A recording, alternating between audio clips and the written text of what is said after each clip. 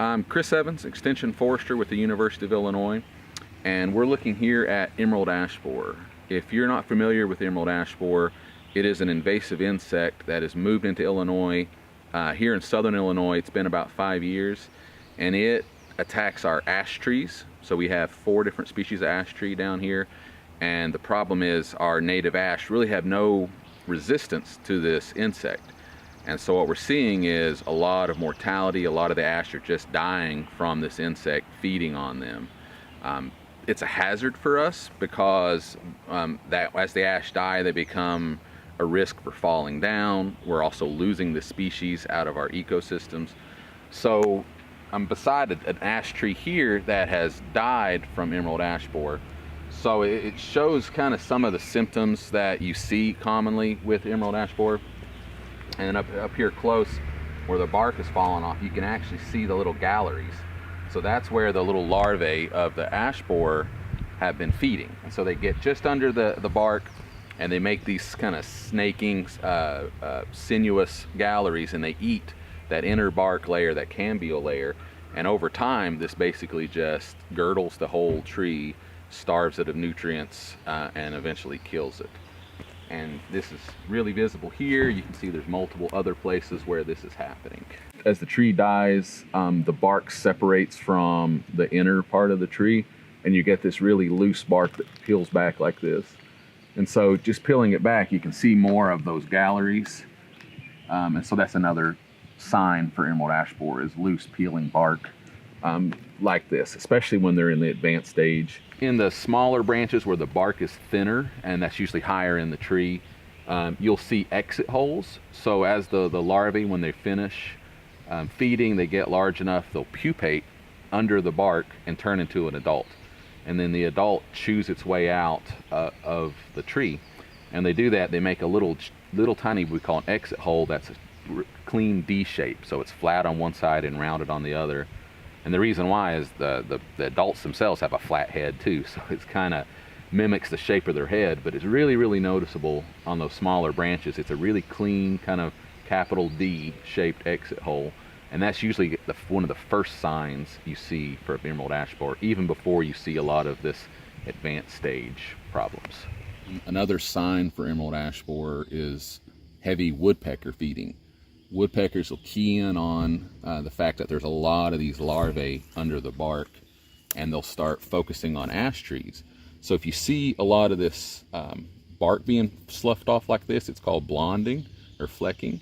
That's a good sign. And then all of these ragged holes here, that's actually woodpecker feeding holes where they've burrowed through the bark to eat the emerald ash borer larvae.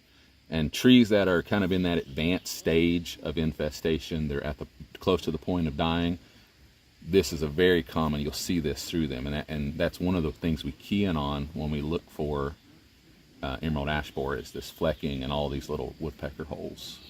So this is another sign of emerald ash borer that you'll commonly see, and it's usually one of the first ones to kind of clue in on that your tree's in trouble. And it's this, we call it epicormal sprouting. It's all these small diameter little branches that come out of the bigger branches.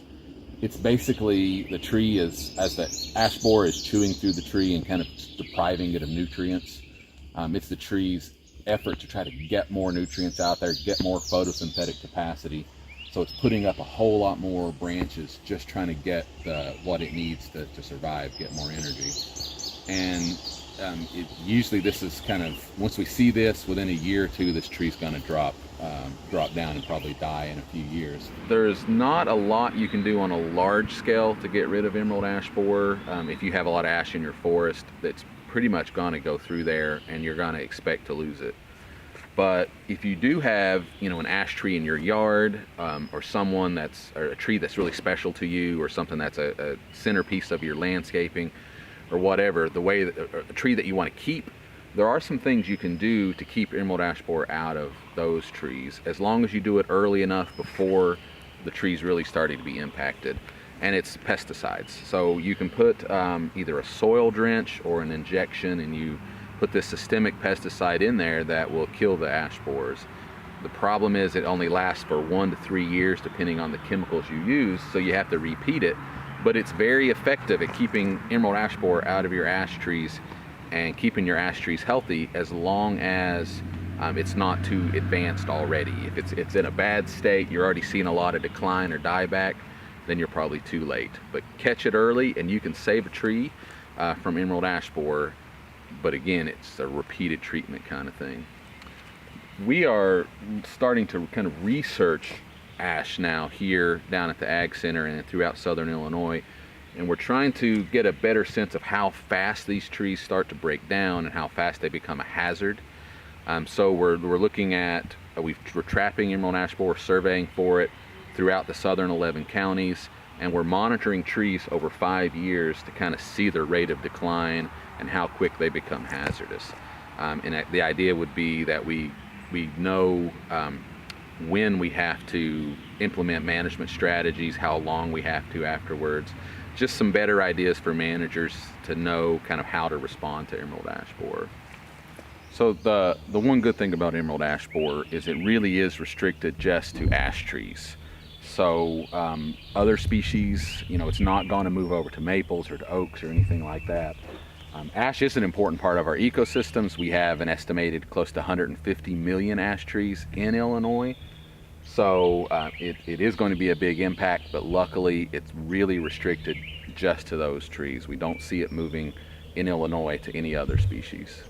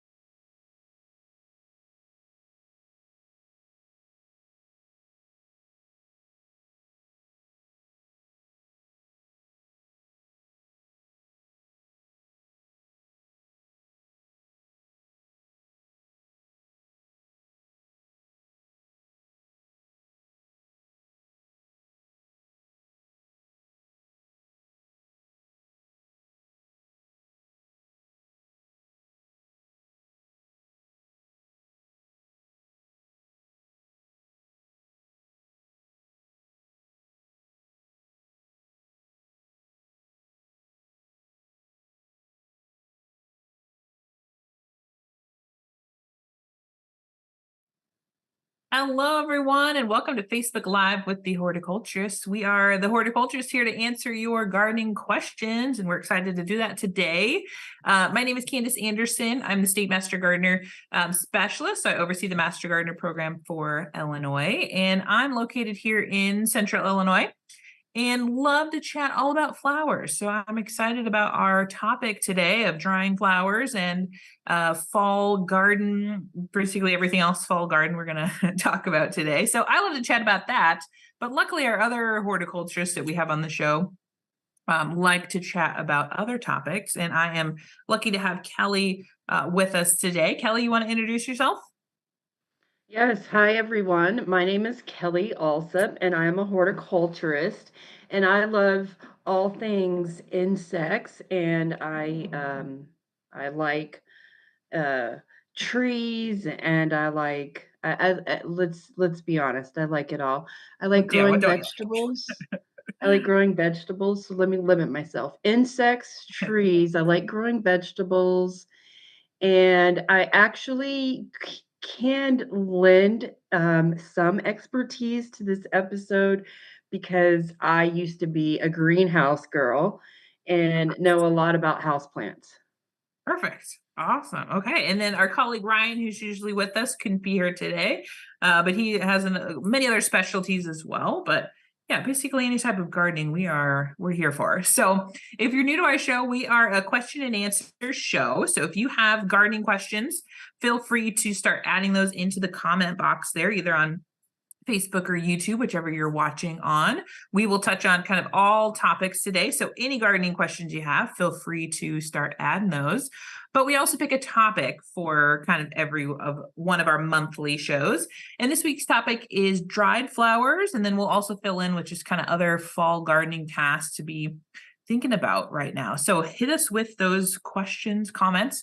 But we're going to start by chatting about dried flowers. Like I said, one of my topics. So I want to start by talking about kind of the different ways you can dry flowers, right? There's many different ways. Kelly, you and I have probably both tried all of them in our years of of working with flowers.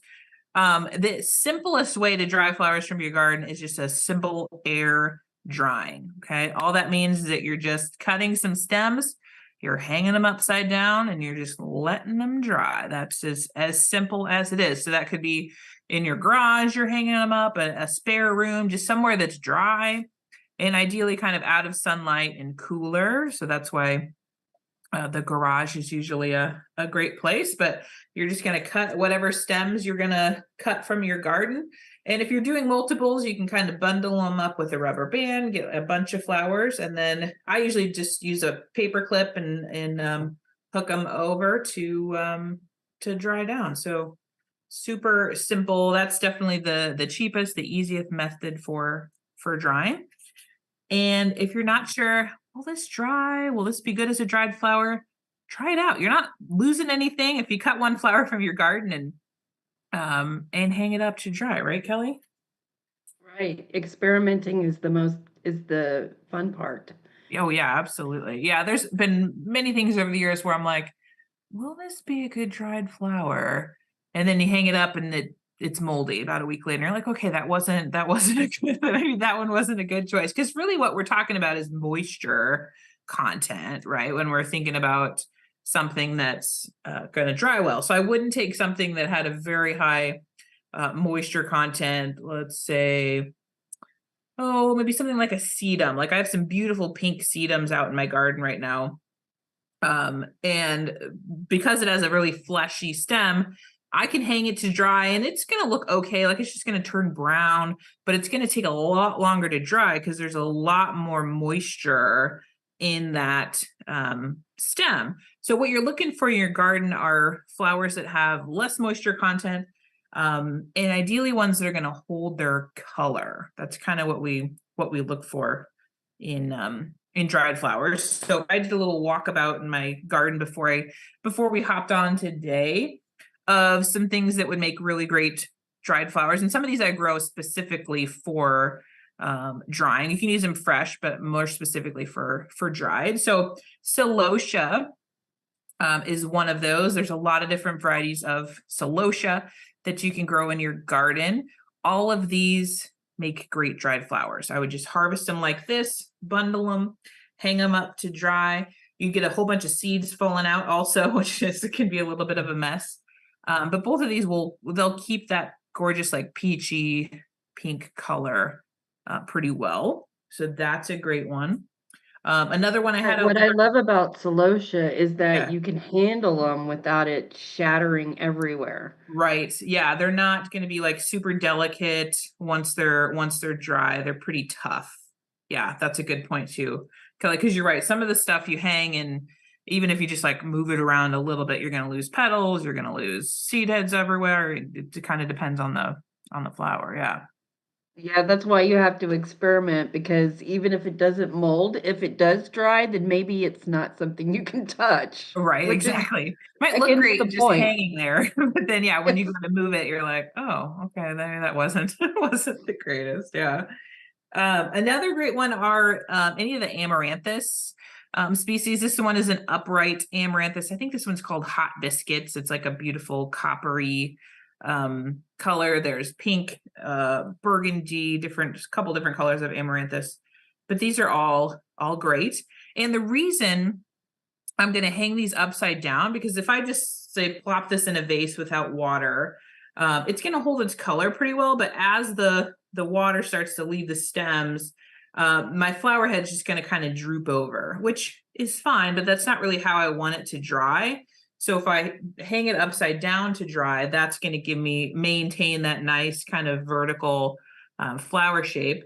And then when I come back in a couple of weeks to check it, when it's pretty much going to be dried up, I can put it back vertical and it's going to hold that nice vertical shape because it dried in that direction. So you do have to think about that is what's the directionality of kind of the flower head that you want to go, basically.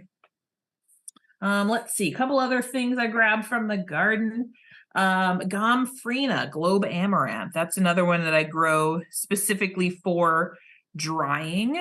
This is white, there's pink, there's orange, there's purple, there's lots of great colors to Gomphrena. And when we talk about like low moisture, Gomphrena is one where like if you run your fingers over that flower head, it sounds like sandpaper. Like the petals are already basically dry to start with. So when I just hang this upside down, they're going to look basically exactly the same in a couple of weeks once they're dried up. So that's a super awesome one. Yeah. Another one that's similar to that in terms of dry papery petals is status. And you don't find this in gardens too often, but you can grow it in your garden. I grow it as a cut flower. But again, if I like run my fingers over those petals, they're basically dry already. So if I hang this beautiful blue, purple status upside down, it's going to maintain that color and maintain that shape really good. Another one is straw flower. Love straw flower. This one's already nice and dry. But again, that one you can really probably hear that sandpapery dryness of the petals. That is going to be a super good one. Hang it upside down. It's going to hold that color almost exactly. And that's what we're looking for. We're looking for something that's going to hold its shape. It's going to hold its color, and it's not going to be too fragile to actually utilize in an arrangement or a design or however you're going to be using those dried flowers. So everyone, she's starting these as seedlings, and they are annuals. Yes. And actually, the papery bract tells you something else about the plant, that it is a bit more drought resistant than some True. of the other annuals. Yeah. So if you would compare, you grow Lysianthus, which Yeah. I would say would be a really high moisture flower, Yeah. versus straw flower. So the Lysianthus tends to be irrigated more and need more. Yeah, that's a good point, Kelly. Absolutely. Yeah, any of these, And I'm not going to worry too much about adding additional water out there in the garden. Yeah. and Yeah. then a lot of them for Candace, because I know Candace's You've been to garden, my garden. Yeah. are volunteers. Yeah. Like, she doesn't always replant them. Sometimes the celosia comes back, Yeah. sometimes These just pop up everywhere. Yeah. Yeah. um The amaranthus it, too tends to pop up. Yeah. so all of the flowers that you showed us were annuals. Are there any perennials that you really like to do? And have you tried any seed heads that were successful for you? Yeah. Actually, one of the seed heads I was going to show you guys is a northern Mm. CO. This is a super cool grass. Is it native? I believe it's native. Yes, it's I think native. it is. I'll have to check. But yeah, super cool seed heads. They start out green. They naturally just kind of have this arching shape to them, and then they get kind of just a beautiful coppery tone as fall starts to arrive. If you have this in your garden, it spreads a little bit. If you leave the seed heads on, those seeds are going to drop and they are going to fill in your garden. But in my case, every fall I harvest these. So before winter, I cut off all of these stems, hang them up to dry if I want them to dry kind of more vertical, or I just put them in a vase and let them dry like this. But yeah, any of the grasses typically are going to have really great seed heads for drying. So northern sea oats is an awesome one. Your shrubs too. So, we all love hydrangea. We talk about hydrangea on like every episode over here. But these are limelight hydrangeas, which are a super awesome dried flower. The key with hydrangeas is to leave them on the plant kind of as long as you can until you're ready to dry. So if I would have harvested this, I don't know, a month or two ago when it had the bright white flowers that it starts with, that's going to have a much higher kind of moisture content in the flower than it does right now after it's been on the plant for a while. It's got this nice green and pink and brown kind of patina to it. These are going to be great to either hang upside down or just put in a vase and let them dry as it is. So there's a lot of shrubs, just kind of walk around, experiment. Perennials, you can do your yarrow, really anything with like an interesting seed head is worth trying out. really the only thing you want to avoid in terms of drying things, anything that's invasive that you might be spreading by drying. So I was at a flea market this weekend. One of the vendors was selling bundles of teasel, which was us gardeners. Teasel is that lovely thistle-looking plant that you're seeing in all of the roadsides up there. It looks like a thistle, essentially. So although it's abundant and easy to well, not easy to harvest, it's very spiny. That wouldn't be one where I'd want to probably bring it in the house or share it with friends or move it around because it's a very invasive weed. So you do have to think about that. So, folks, she said it. The cut flower expert of University of Illinois said, "Do not cut roadside weeds, Yes. especially if you can't identify it." Right. Yeah, absolutely. It's a no-no. It's a no-no for all. Candace would never do it because she wouldn't want to bring those weed seeds back to her own garden. Yeah. Another one that's super common is Phragmites. That's that one. It almost looks like a pampas grass growing in all the ditches. That's another one. Or again, if it's growing in that abundance in a roadside setting, that should be kind of an alarm to you of like, okay, this is probably not supposed to be there, and it's probably aggressive because there's a very large stand of it. So it's not something we're gonna be cutting and moving around. Yeah. So, Okay, I think Candace, go ahead. I Yeah. feel like that the industry, I feel like dried flowers are really, really trending lately. What Yeah. is going on with that? Is that interior design or just like connection to nature? I mean, I feel like Yeah. it's like something that maybe wasn't trending when we first got into the industry. What do you think's going on as far as I a know. I florals totally web? agree too. Yeah, I totally agree. Dried flowers is definitely having a kind of a renaissance at the moment, I would say. And I honestly don't know what it would link back to really. I think part of it is design trends. So like for example, in the wedding kind of market, that neutral kind of brown, like ivory color scheme is very popular. Boho is kind of a popular design style, more casual, that type of thing. So yeah, that's when we see a lot of like dried grasses moving into arrangements, just dried, even bleached materials, which is a whole other ball game we don't get Yes. into. But yeah, I think a lot of it is design trends moving in, and I think a younger, like those Gen Zs coming up and taking in that kind of boho natural kind of design aesthetic. It's awesome to see because it has really become a lot more popular for sure. Yeah. Fall's a great time because all those Oh yeah. materials are out there and you get to just be as creative as you want to be. Yeah. And what I think it is I think younger generations want to design, but they don't want like traditional or We don't want what's to be the fussy. word? Yeah. Yeah, designs. They Formal. want Yeah. something a little bit different. They still want to Hmm. design, but they want it.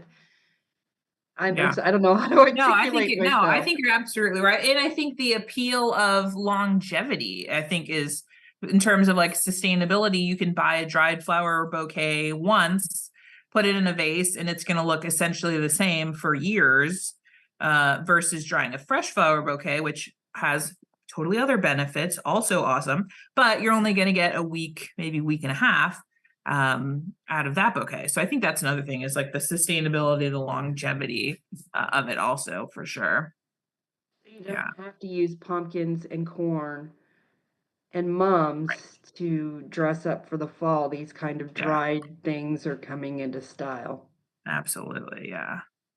Okay. Okay. I think we've got, I'll let you see well, about yeah, the I think we've questions. got a bunch of questions coming in, which Okay, is cool. awesome. And then we'll come back. I want to talk about some other drying techniques. So we'll get to some of that too.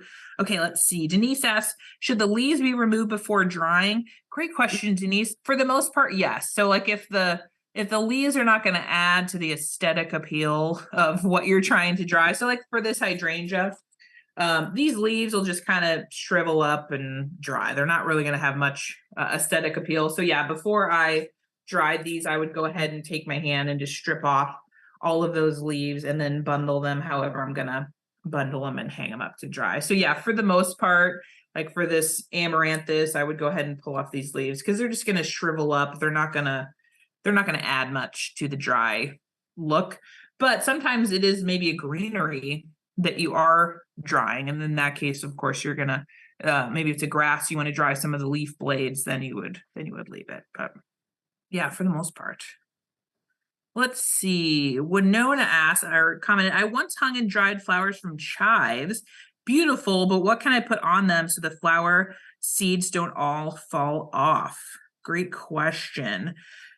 And part of that is just selection of the item. There are just going to be certain things where they're going to drop. That's just naturally what's going to happen.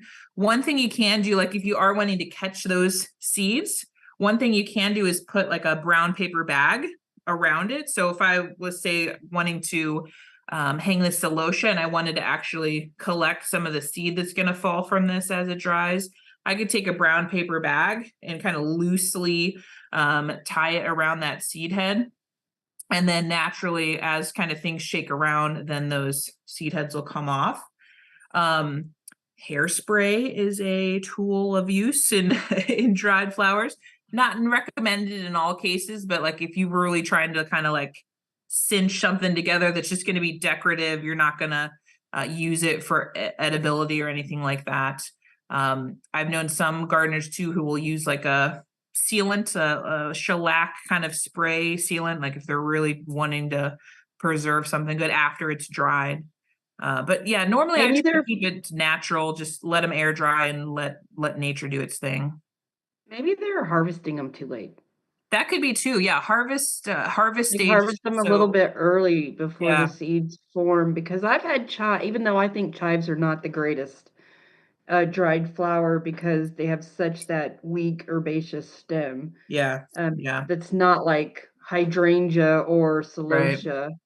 I've had chives dry just fine without losing seeds, and I think it's just the timing. Yeah. So maybe try that. We're gonna go a little bit earlier and see if you can compare. Absolutely. Let's see. Ed asked, maybe related, maybe slightly non-related. Do outdoor perennial flowers reseed themselves, or do they need assistance before winter? So that's really going to depend on the plant and how their seeds are distributed. So for example, like this perennial northern sea oats, if I leave this on all winter, all those seed heads are just going to drop to the ground and they're going to germinate where they're going to germinate.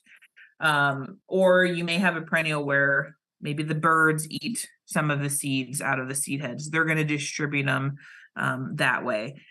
Some perennials are going to reseed. Many that are selected for the landscape now are not. They're selected because they don't reseed, because that's what most people prefer, is to keep a nice, simple crown. It's not gonna spread. So kind of a broad question, but it's going to depend on what type of perennials you have.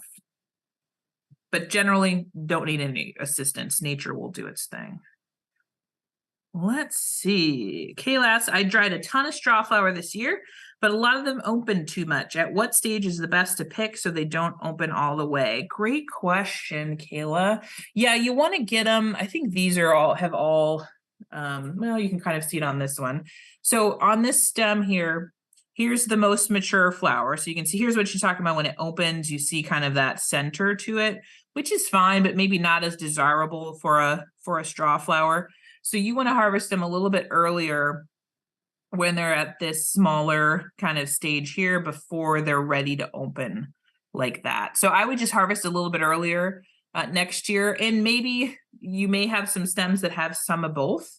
And in that case, what I do a lot of times is you can trim off the seed heads and you could always wire them or glue them. The stems of straw flower are not super sturdy, as you can see as it kind of flops around. So a lot of times I'll just replace the stem with a wire and use them that way. But yeah, I think try a little bit earlier and see how that does. I think timing is like crucial when it comes to harvesting flowers, and too Really when it is. comes to seed saving too. Like a Yeah, lot of people they'll go get seed heads, and I'll be like, "Oh, this is too early. You should have waited until it matured a little bit more." So, right. when you're collecting seed, or there is that window of the Yeah. perfect specimen. Yep. Can't be too green or too mature. Yeah, there really is. There really is. Okay, killer questions. Keep them coming. Okay, how about would you dry cone flowers or allium millennium?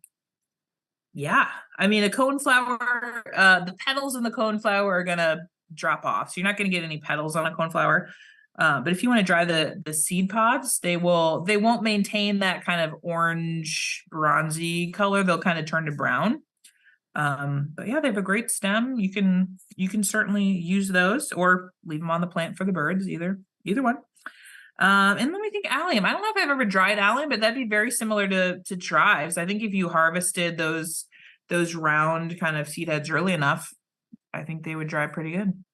And that millennium is such a long flower that I It would think is. it would be drier than normal chives. That's a good So point. I would Yeah, I think bet it you would could work almost really well. yeah, I bet you could almost leave them on the plant basically till the Uh, end of the season and they'll just kind of dry in place. Yeah. just like the hydrangea. Mm-hmm. Absolutely. Let's see. Susan commented, I like to dry tiny bouquets of lavender and tie them with a simple string. Heck yeah, lavender is love that. Let's see. How long would you say most dried flowers will last? So like straw flower status, gomphrena. I would say honestly, Kayla, years. If you the thing with dried flowers, once they are dry, they're going to stay in that state. They're going to maintain that color and stay in that state unless they are moved into like direct sunlight. That's going to lengthen kind of how they look over a period of time. They're going to get dusty over a period of time, of course. You kind of have to deal with that. And they may shatter. That's what we call it when they break apart, essentially, they're drop petals, if they're moved around a lot. Okay. So, for example, if I had a bunch of gomphrena, put it in a vase on a dresser or on a shelf and just left it there and it wasn't in direct sunlight, it would look the same for years, to be honest. It's going to get dusty, but they will last a long time. Yeah, absolutely. That's when I throw them away. Exactly. Then you When start, they then you get start dusty, fresh. I'm like, I'm not dusting gomphrena. No. Yeah, and that's the thing. You almost couldn't dust a lot of these. They would fall apart if you tried to if you tried to dust them. So what I do a lot of times is because I will sometimes store mine for longer periods of time to make bouquets and wreaths and stuff. So a lot of times I will hang them to dry, wait a couple weeks, maybe a month till they're really nice and dry, and then I'll take them down. And most of the time I'll just leave them in rubber banded bundles and then just put those in a plastic container so they stay nice and dry, put them in a dark place, and I'll come back to them maybe even years later and still use some of that material for wreaths and bouquets and whatnot. So yeah, they will last you good. Yeah, here I have Oh, a you got little some? like, can you see that? I have like a little nosegay Oh, that nice. I've had for Long 3 time. years now. No dust. Nice. There's lavender, Queen Anne's lace. There's even a garlic, Ah, nice. some Nice. money plant. Is that lavender, the blue in there? Or is I that think that's status? salvia Oh, or nice. larkspur Nice. and Yeah, see, lavender. just kind of set it So and yeah, forget it. That's really the goal there. Yeah. this Let's see. She said, yeah, I was just about to ask about the seeds dropping on the amaranth as I was talking about that. Yeah, that and celosia. Like you just know they're gonna drop some seeds on the ground as they're drying. So put them in a place where you can sweep that up, or like I said, you can try that brown paper bag technique underneath to catch those if you wanted to save them and try to plant them next year. Let's see. Is there a set amount of time you suggest to hang to make them last longer? That's going to depend on the flower. Really, all you need to dry them is hang them until they're nice and dry. So, Well, usually what I'll do after a couple weeks is I'll just kind of come and check on things, just kind of give them a feel, give them a squeeze. And usually the sound is going to change. Like it's going to sound like it's dry, and you'll be able to feel like if this stem is still pretty green, I know, okay, I'm still got some moisture going in there, so I'm going to leave it a little bit longer. I'll be honest, most of the time I dry stuff throughout the summer, and it just hangs there in my studio until fall when I'm ready to use it. So it could hang for a couple of months before I just get around to using it. Not that it needs to, it's just kind of the reality of how long it takes sometimes. Yeah. Okay, let's see. Melinda asked, we use sunflower as part of our cover crop this year at a community garden. What's the best way to save some of the seeds? Got any tips on sunflower seeds, Kelly? Seed saving?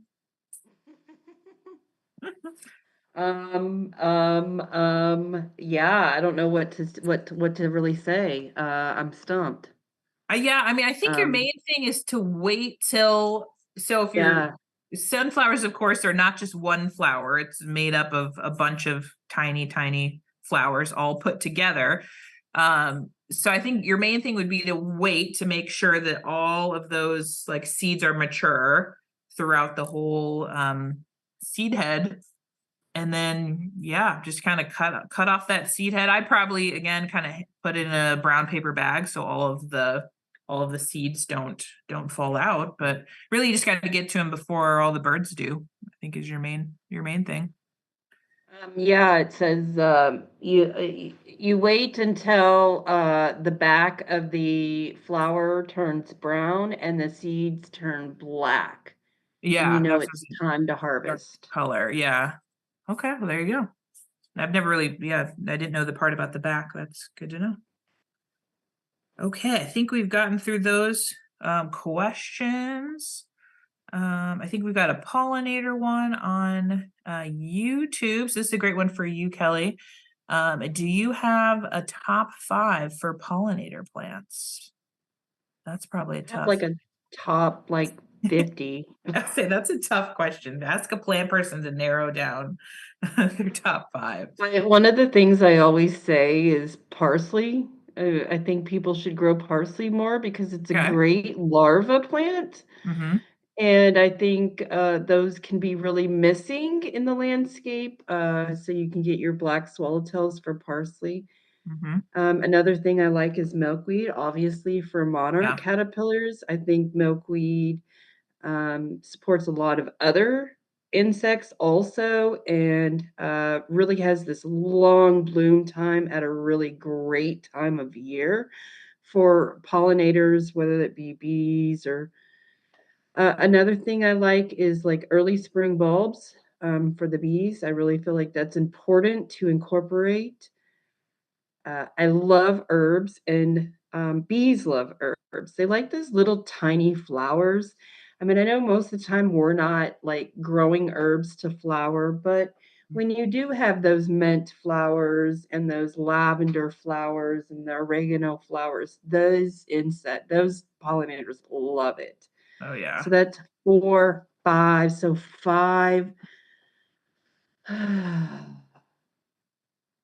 What do I say? I mean, I feel like blue salvia is like one that everybody should incorporate into their garden Okay. because it is like just teeming with insects. And then for a perennial, I feel like sedum is your thing.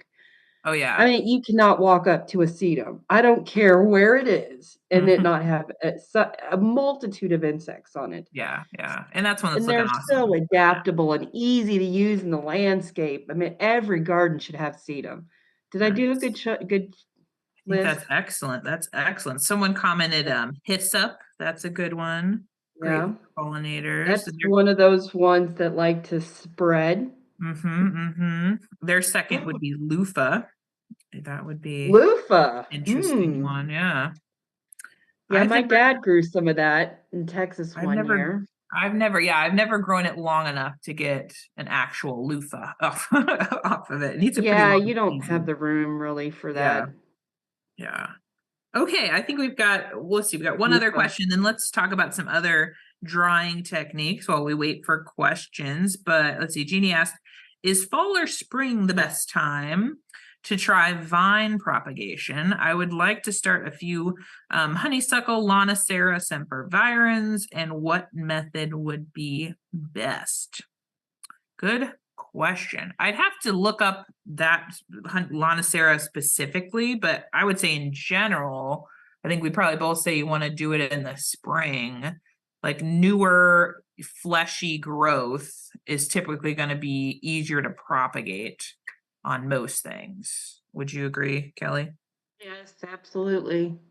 Yeah, because And then if you wait too late, you'll probably have to do air layering, which can be difficult to keep maintained. So Yeah. yeah, it would be the succulent new growth. I would take cuttings, but they're gonna, as soon as you take cuttings, they're going to wilt. They will wilt.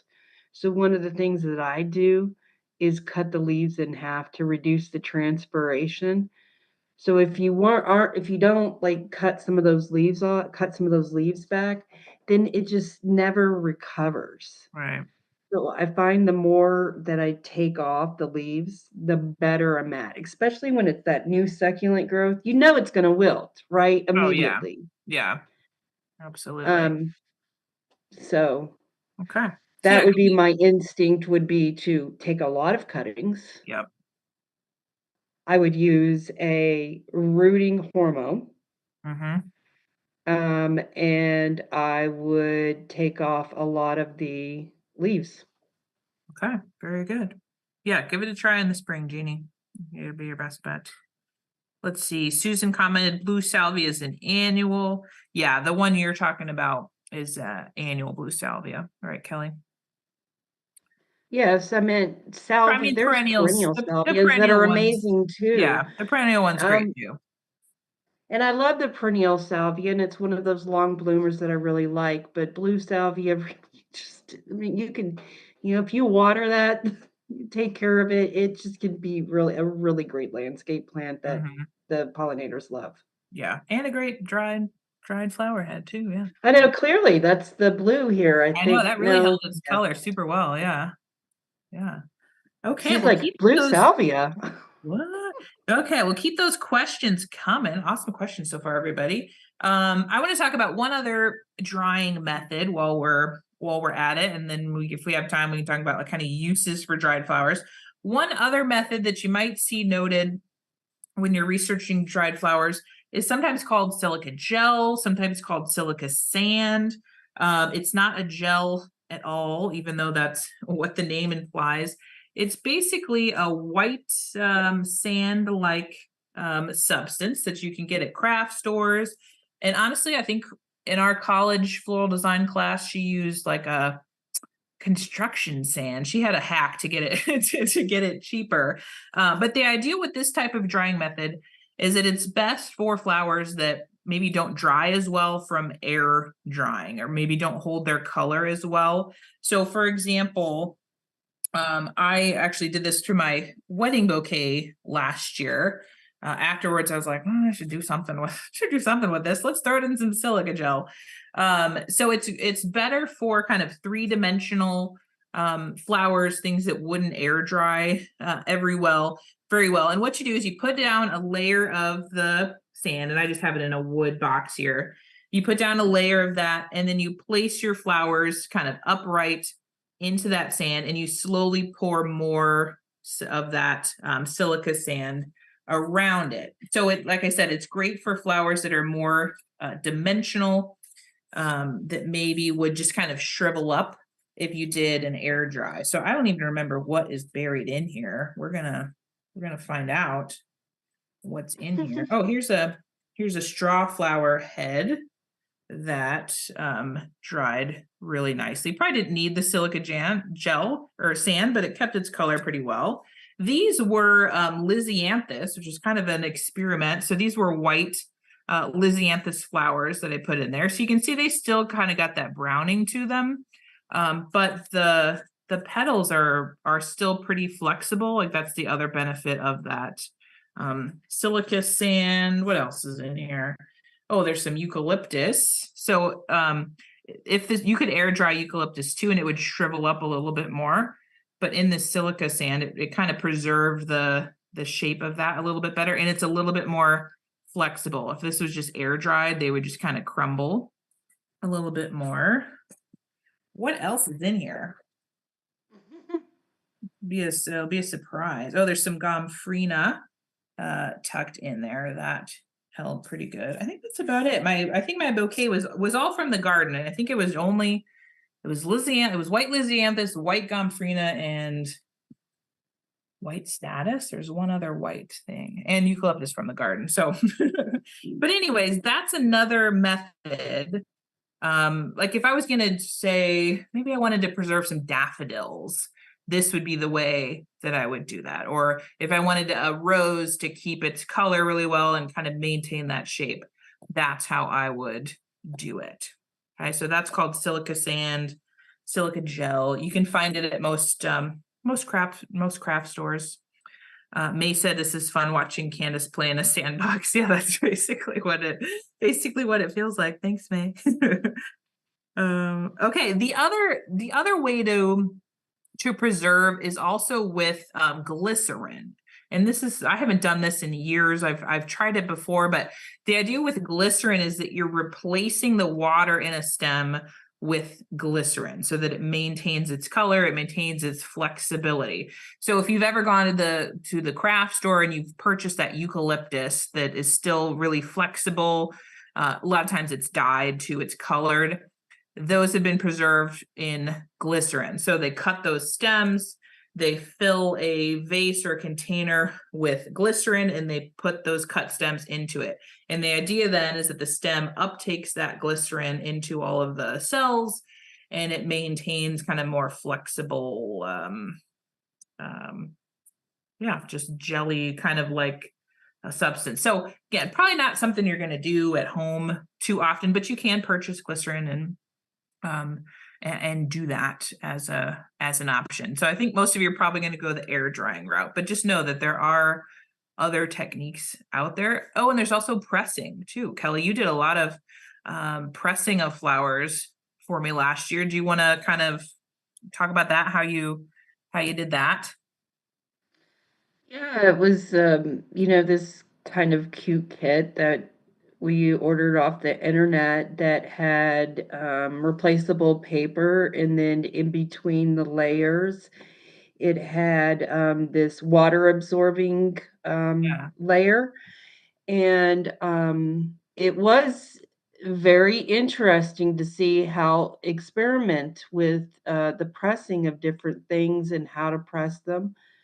One of the things that was of fun was that I could manipulate the material before I pressed it and kind Mhm. of spread out the petals a little bit. But then some of the times I didn't even do that and it still looked good. Um, Yeah. I can't remember exactly all that I did. I just Yeah. remember I couldn't use really thick flowers.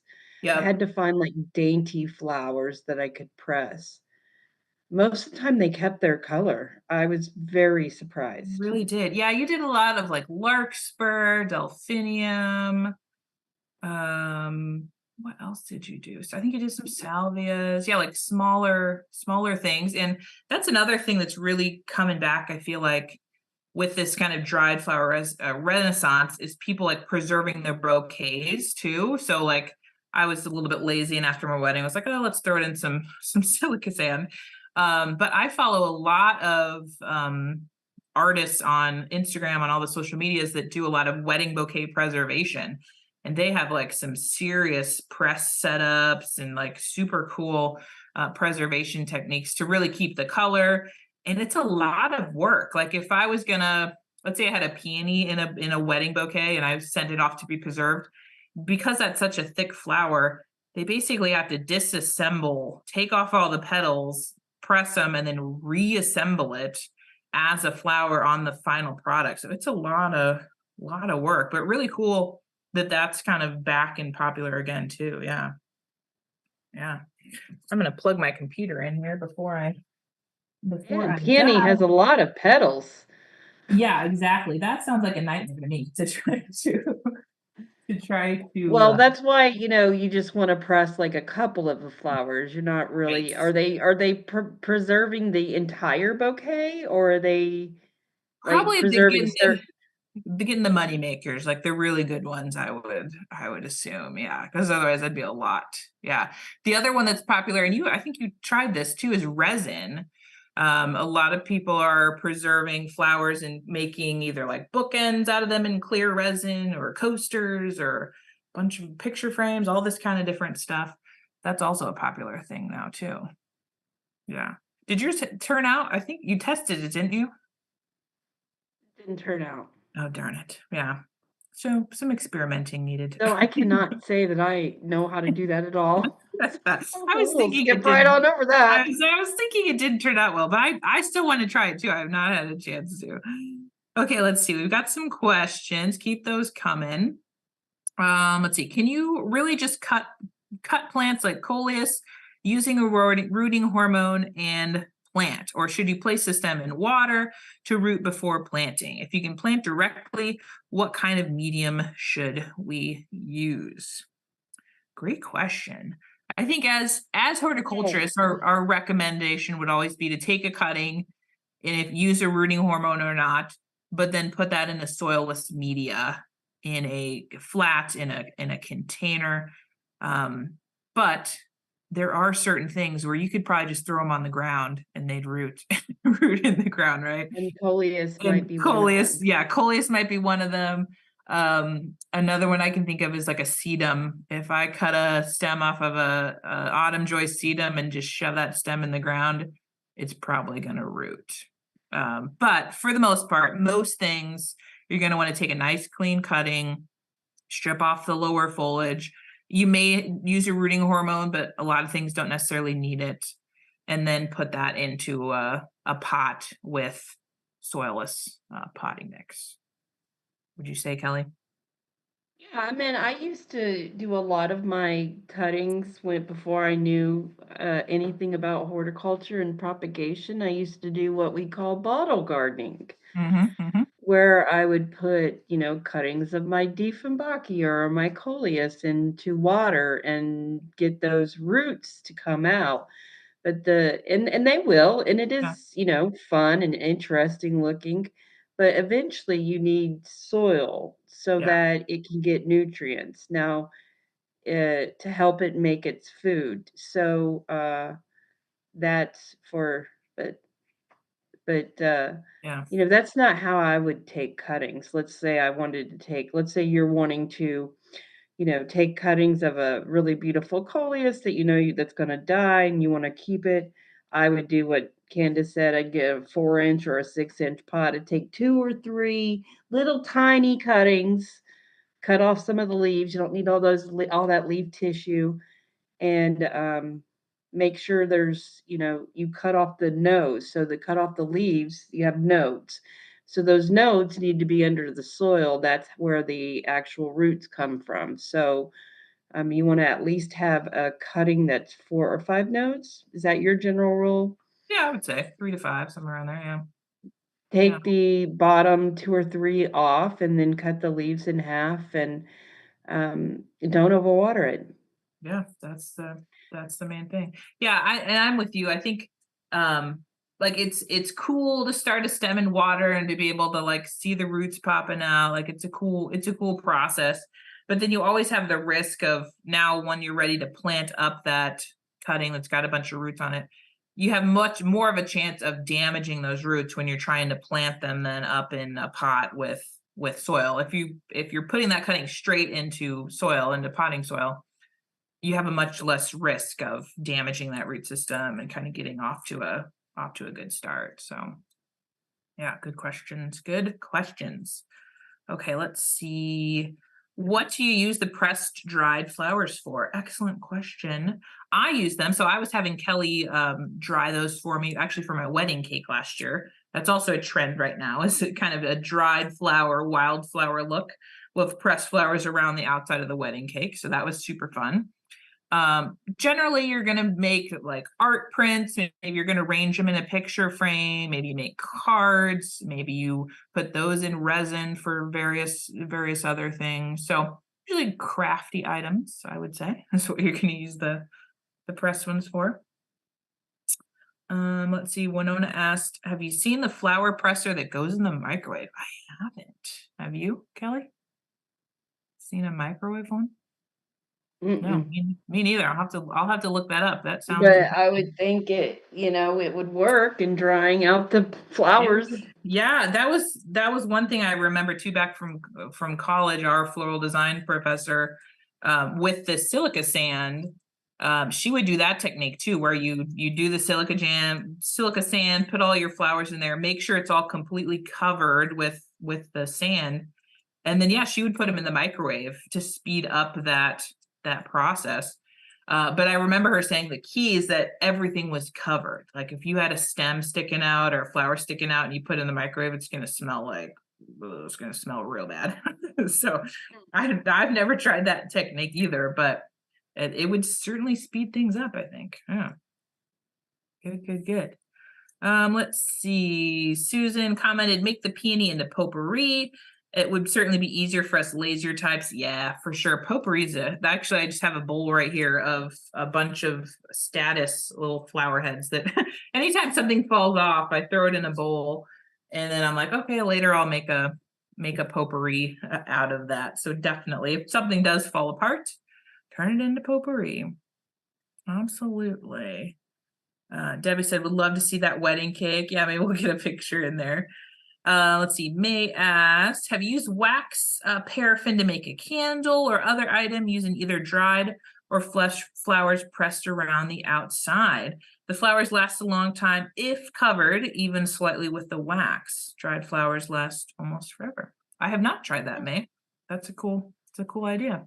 I have sprinkled some dried like in a candle within the wax, but I've never tried on the outside. Let's try that.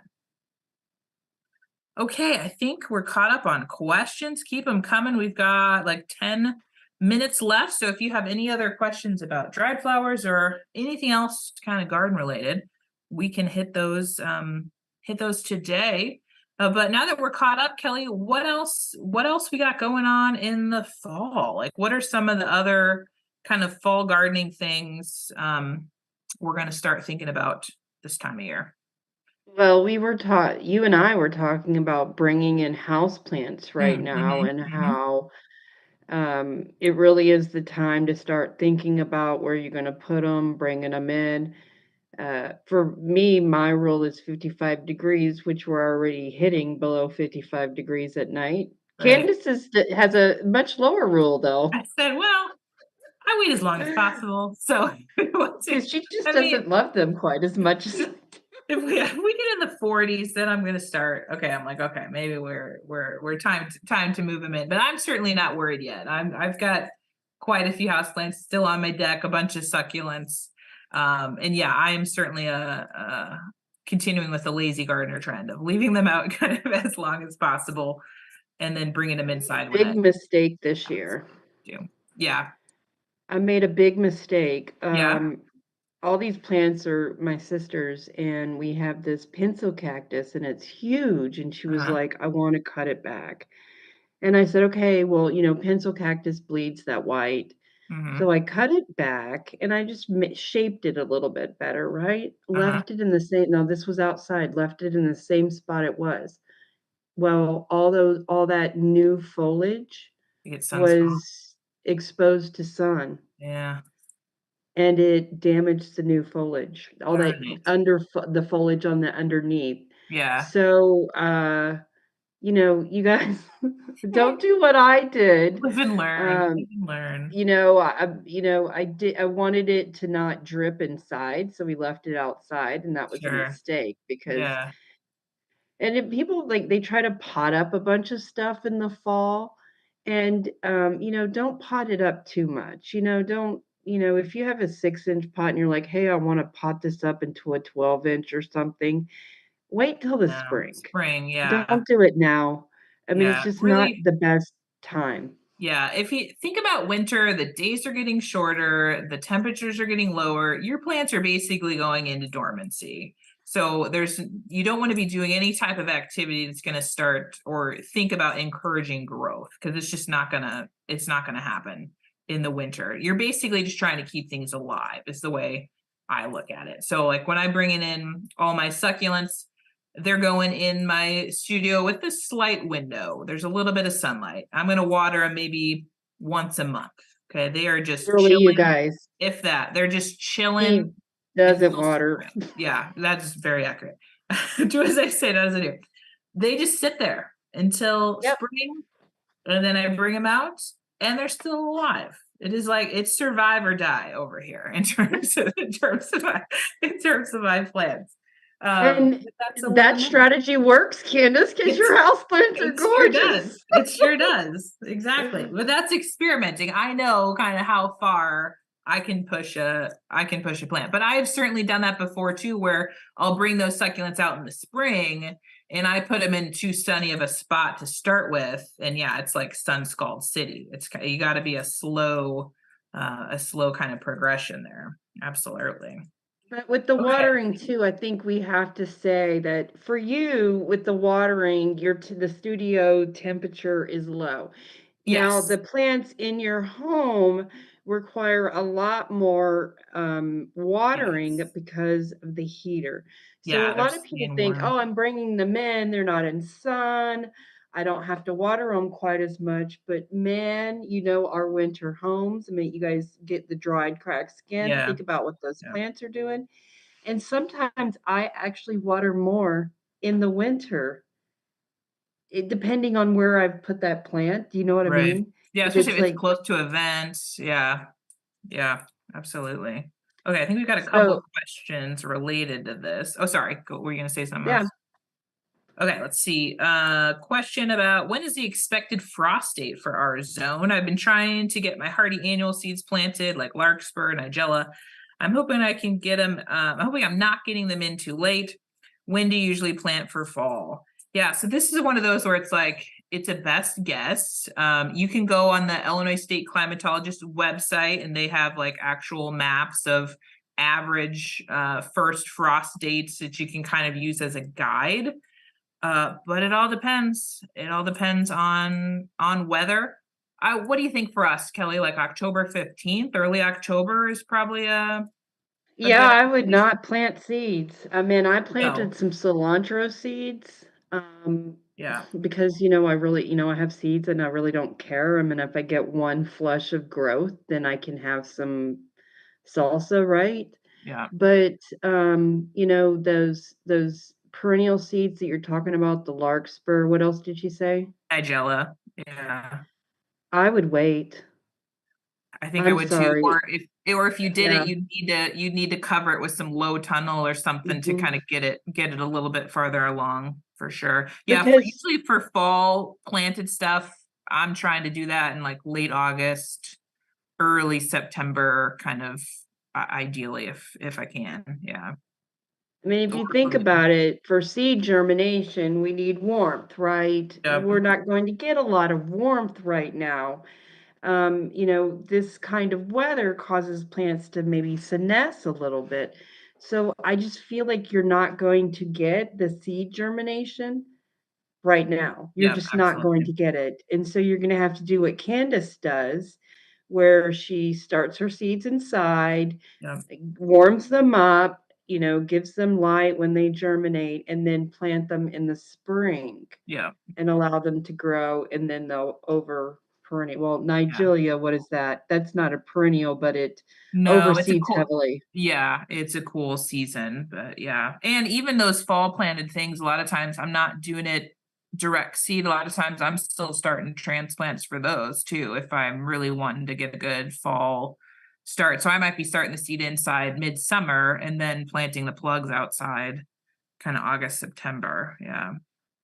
Let's see. Debbie asked, should you bring the plants in slowly, such as an hour the first day, 2 hours the next day, or does it matter? I think personally for bringing in, it doesn't matter as much. Typically what I'll do is I'll take my plants from out on the deck to the garage first so I can give them a good hose down, make sure anything that's going to crawl out is going to crawl out, and then I'll bring them inside. Would you agree, Kelly? I think that the acclimatization is more important in the spring when you're going outside to heavy sun, warmer temperatures. That's when you want to kind of take it slow. I agree. Okay. Awesome. Let's see. Melinda, yeah, so bug question concerning bringing in the houseplants. How do you treat for possible bugs in the soil? Kelly, that's all you. Well, you don't, because what could you possibly have? I mean, you think about it, okay, bugs in the soil, maybe you have like a praying mantis egg case somewhere, or, fungus gnats that are, prolific in really wet conditions. I am not going to tell you to do a pesticide drench when Right, you don't see anything. right. Unless you see something, then I would not worry about it. Yeah. Candace is not going to randomly spray plants. I don't do that. And you No. know what Candace would do if she saw an insect on her plant? She would throw it in the trash. Ruthless. But Ruthless. but or it would be outside until it Yes. froze to death. Yeah, it would be.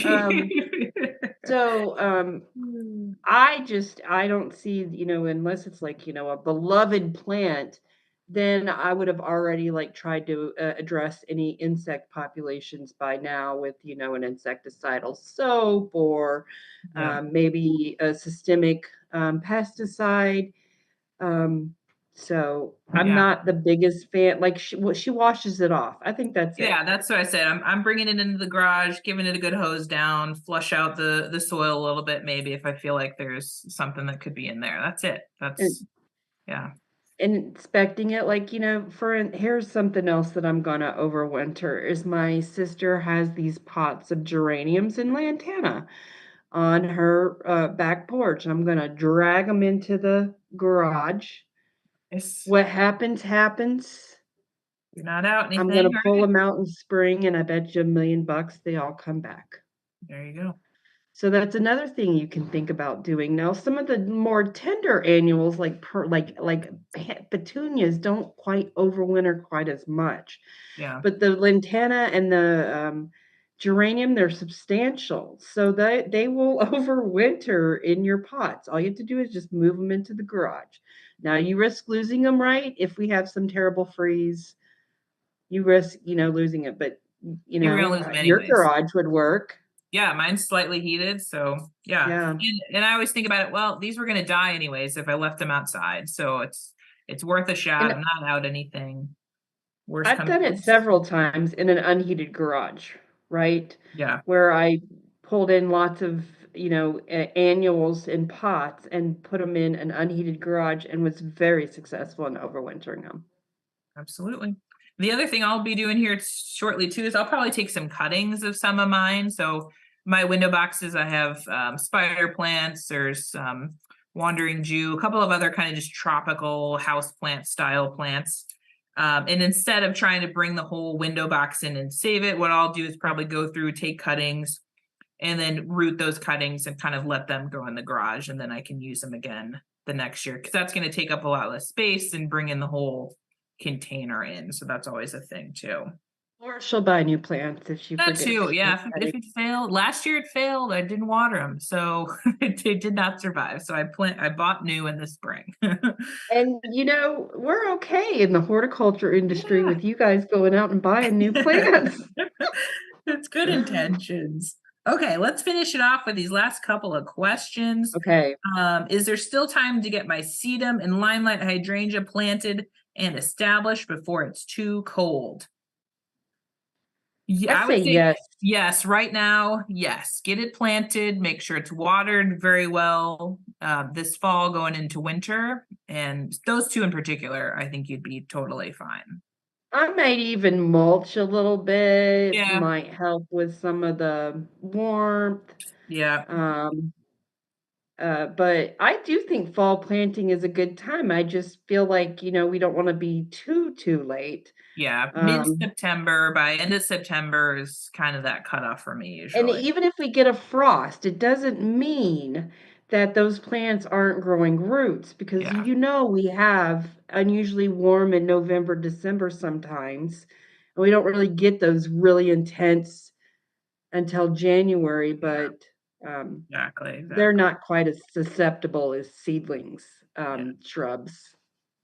Okay, awesome. Let's see. Last two. Sandy made a comment of they like to bring their pot in and submerge the entire pot in water, float to the top, skim off anything that floats up. So yeah, lots of ways to hose down plants, bring them in, but water is kind of your best tactic there. And then we'll finish off with Debbie asked, can I bring in a hibiscus in the garage for the winter? I usually bring it in, it loses its leaves, but comes back in the spring. Yeah, for Yep. sure. I've never done it in a garage. I've given it a little bit more light probably than that. But what do you think, Kelly? I would think you could almost let that baby die back. I would think so too. They're pretty tough. I think it's, yeah, really, really tough. I think they look awful inside when you bring them inside. Yeah, Oh, they're not a great, they're really not meant as a house plant. So you may as well have them so look awful in the garage.